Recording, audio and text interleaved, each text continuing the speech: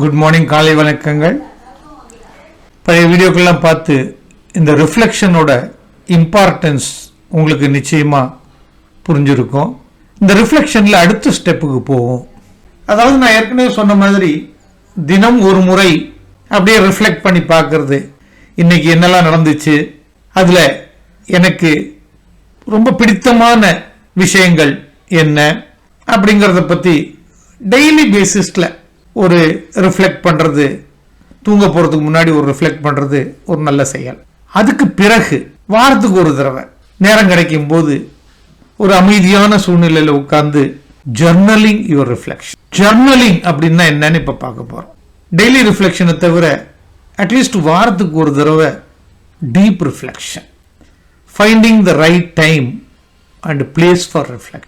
அது வீட்டுக்குள்ளே இருக்கலாம், வீட்டுக்கு வெளியில் இருக்கலாம், ஒரு பார்க்கில் இருக்கலாம், எங்கேயாவது ஒரு இடத்துல ரொம்ப அமைதியான சூழ்நிலையில் finding time to reflect deeply.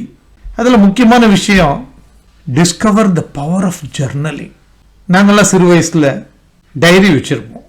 அந்த டைரியில் என்ன அன்றைக்கி நடந்த இன்சிடென்ட் எல்லாம் பற்றி ஒரு குறிப்பு இருக்கும். இந்த ஜர்னலிங்கிறது டைரி எழுதுறது தான், ஆனால் அதையும் மீறி வெறும குறிப்பு, அதாவது என்ன நடந்தது எப்போ நடந்ததுன்னு மட்டும் குறிப்பு எழுதாமல் என்னுடைய எண்ணங்கள் என்னவாக இருந்தன, என்னுடைய உணர்வுகள் என்னவாக இருந்தன, மை தாட்ஸ் அண்ட் ஃபீலிங்ஸ், அதையும் குறிப்பெடுத்து எழுதுறது.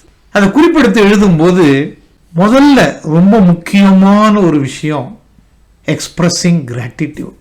அதாவது ஒரு நன்றி தெரிவித்தலிருந்து அந்த ஜர்னலிங் ஆரம்பிக்கிறது ரொம்ப பிரமாதமான ஆரம்பமாக இருக்கும். அன்னைக்கு நடந்த இல்லை அந்த வாரத்தில் நடந்த நிகழ்ச்சிகளில் யாருக்கெல்லாம் நீங்கள் நன்றி தெரிவிக்க விரும்புவீங்க அப்படிங்கிறது ஒரு சின்ன note. That is called journaling gratitude. அதை முடிச்ச பிறகு we come to the power of focusing. அதாவது மனதை ஒருநிலைப்படுத்தி ஒரு குறிப்பிட்ட குறிக்கோளில் ஃபோக்கஸ் பண்ணுறது. இந்த இடத்துல ஒரு குறிப்பிட்ட தாட்டில், ஒரு குறிப்பிட்ட ஃபீலிங்கில் ஃபோக்கஸ் பண்ணுறது. இந்த ஒரு வாரத்தில் பல விஷயங்கள் நடந்துச்சு, பல விஷயங்களை பற்றி ரிஃப்ளெக்ட் பண்ணேன். ஆனால் இந்த ஒரு குறிப்பிட்ட எண்ணம், ஒரு குறிப்பிட்ட ஃபீலிங், உணர்வு என் மனசில் ரொம்ப ஆழமாக பதிஞ்சிருக்கு அப்படின்னு அதில் தீவிரமாக ஃபோக்கஸ் பண்ணி அந்த பர்டிகுலர் தாட் அல்லது பர்டிகுலர் ஃபீலிங்கை எப்படி இன்ஸ்பைரிங் ஆக்ஷன் ஆக்கலாம். இன்ஸ்பைரிங் ஆக்ஷன்னா என்ன? ஒரு உத்வேகம் ஊட்டக்கூடிய ஒரு செயல் அப்படின்னு யோசிக்கிறது அடுத்த step. First step finding the right time and place for deep reflection. Second step journaling your thoughts and feelings.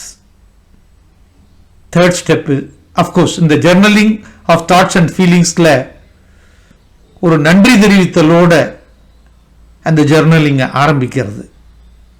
அதுக்கு பிறகு ஒரு குறிப்பிட்ட எண்ணத்தில், ஒரு குறிப்பிட்ட ஆழமாக பதிந்த உணர்வில் நம்மளுடைய எண்ணங்கள் முழுவதையும் ஃபோக்கஸ் பண்ணுறது, ஒருநிலைப்படுத்தி ஒரு குறிக்கோளை நோக்கி ஃபோக்கஸ் பண்ணுறது.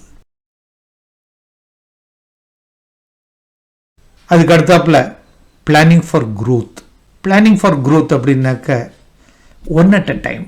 இந்த ஒரு செயல், இந்த ஒரு பிஹேவியர், இதில் சில பல பெரிய மாற்றங்களை கொண்டு வந்தேன்னாக்க என்னோட வாழ்க்கை முறை வெகுவாக பாதிக்கப்படும். அதாவது நல்ல விதமாக பாதிக்கப்படும்னா என்ன, நல்ல விதமாக முன்னேற்றத்துக்கு வழிகாட்டும் அப்படிங்கிறத யோசிச்சு பிளானிங் ஃபார் க்ரோத் அதையும் எழுதுறது.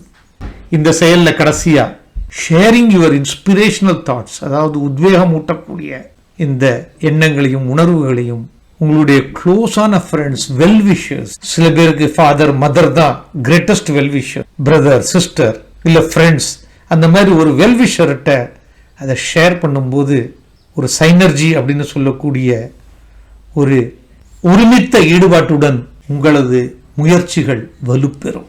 மறுபடியும் ஒரு முறை இதை ஷார்ட்டாக பார்க்கணுன்னாக்க first finding out a suitable time and place for deep reflection.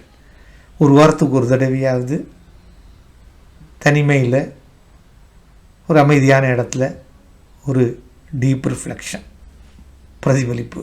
அதுக்கு பிறகு ஜர்னலிங்னா டைரி மாதிரி, இதுக்காக ஒரு டைரியை போட்டு அதில் குறிப்பெடுக்கிறது. இந்த குறிப்பை ஆரம்பிக்கிறது எங்க, ஒரு நன்றி தெரிவித்தலோட அந்த ஜர்னலிங் ஆரம்பிக்கிறது.